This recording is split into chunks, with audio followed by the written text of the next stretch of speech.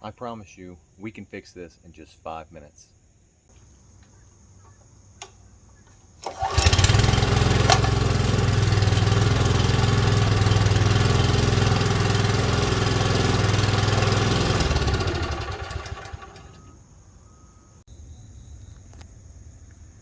What I got for you today is the CLASSEN TS20.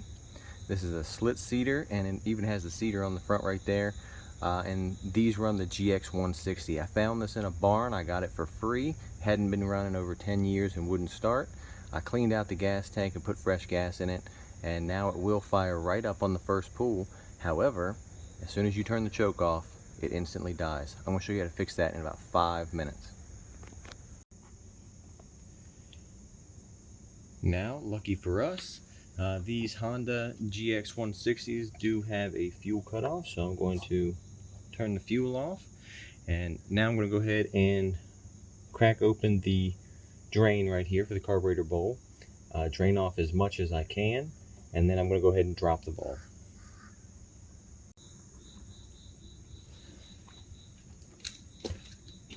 Lucky for us, these little Hondas are pretty well designed, and so everything's easy to get to. And you will need the infamous 10mm. So if it's not lost in your toolbox, go ahead and get that. Crack open this little bleeder. There we go. There's that. And we can go ahead and put that back on.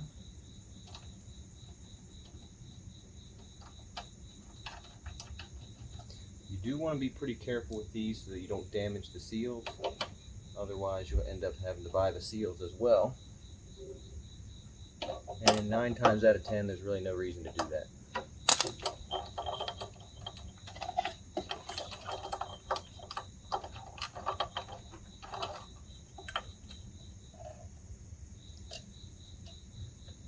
Alright, so now we got the bowl off. We'll set that aside. Alright, so now that the bowl's been removed, let me show you underneath here. So that circular tube right there, that is where the main jet is. I'm going to turn the flash on and see if I can't get you a good shot of that. If you can see right there, inside that tube is where your main jet is. And you need a flat screwdriver to take it out. Alright, so one of the really good things about these little Honda engines is the GX160s and all the Predator clones all use the same size body of the jet. And so the trick is you need to get a screwdriver that is small enough to fit in tight spaces, and then also is the right width. And the right width is about 3/16 of an inch, and you actually have to shave down the sides because it gets wider at the bottom, and otherwise it'll rub on the sides and not let you get a good grip on the jet. So I went ahead and made this little one out of the $1 Harbor Freight screwdriver. Works perfect. There we go, it went right into the groove. Go out, and that should be out. There we go. And that's what we're looking for right there. And I'm going to try to show you on camera here. You can see the hole right there in the middle. Now that hole is very tiny, and it should be partially clogged, which is why it only runs with the choke on. And so when you put the choke on, it cuts off the air, which causes a bigger suction through the jet, which lets it draw more fuel. So if it's not running with the choke off, it's almost certainly a partially clogged jet. Now, one of my favorite little purchases on Amazon was this little drill bit kit that is made specifically for carburetors, and it has a nice little storage case. And some of the drill bits are so small you can hardly even see them on camera. And so these numbers are all jet sizes. So I'm going to pull out one that I think is about the right size, and then I will try it and gradually work my way up. I'll just use my hands in a twisting motion like that, and you'll be able to feel when you get to the jet that doesn't fit. So I'm going to start with a 72.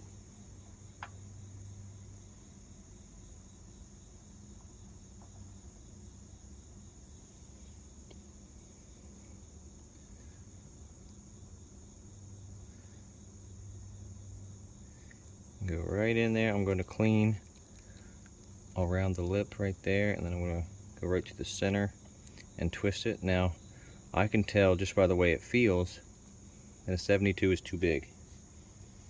So I'm going to put that back.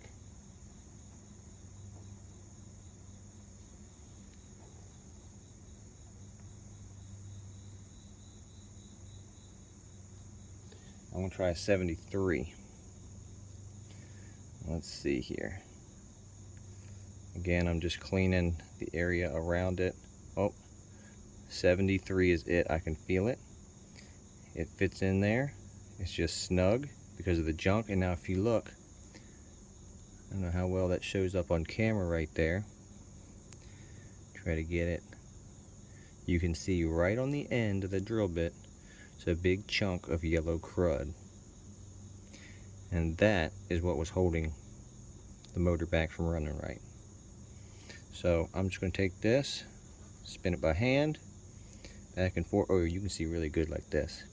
That is a clump on the end. It looks the same color, that yellowish golden, as the jet itself does. So I'm going to just spin this and work this up and down a little bit. It's nice and free. So for future reference, and see, look, all of that on my fingertips is crap that was in there. So for future reference, the main jet on a Honda GX160 is a 73. Oh, don't drop that. Alright, so what I'm going to do now is I'm going to take and spray with carb. Oh, you can see way better now. Let me try it. There you go. The hole is much bigger. So I'm going to clean it now. I'm going to spray it with carb cleaner, and then I'm going to put it back in. It's going to start up and run just fine. Alright, here's our jet going back in.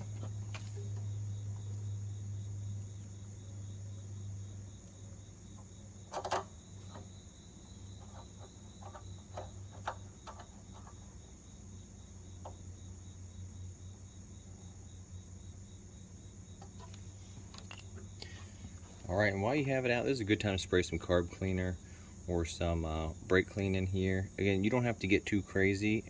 The problem is if one of these chunks break loose and get into your jet, which does happen, but usually the clog in the jet forms in the jet itself.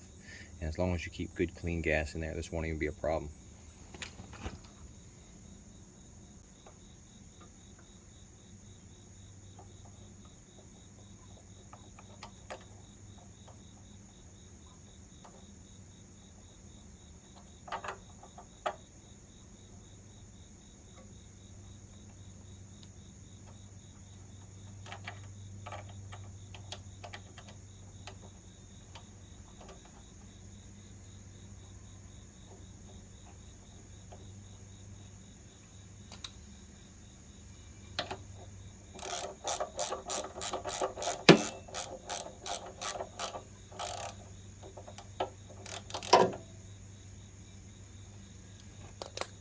There we have it.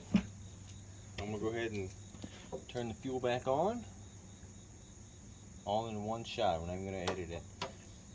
Go to the choke. Wait a couple seconds. Make sure the carburetor gets fuel in it. Alright, let's try it. Now that's what we want.